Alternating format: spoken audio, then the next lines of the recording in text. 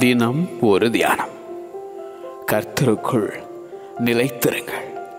பிலிப்பியருக்கு எழுதின நிருபம் அதிகாரம் 4 வசனம் 1. நீங்கள் என் உபதேசத்தில் நிலைத்திருந்தால் மெய்யாகவே என் சீஷராயிருப்பீர்கள் என்றார் ஆண்டவர் இயேசு.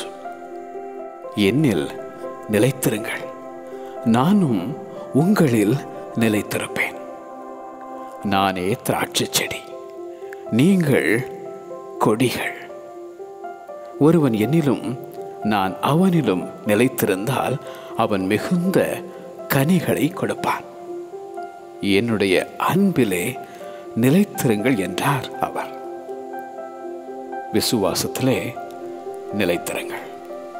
அவனவன் தான் அழைக்கப்பட்ட நிலைமையிலே நிலைத்திருக்க கடவன் என எழுதும் அப்போஸ்தலனாகிய பவுல்.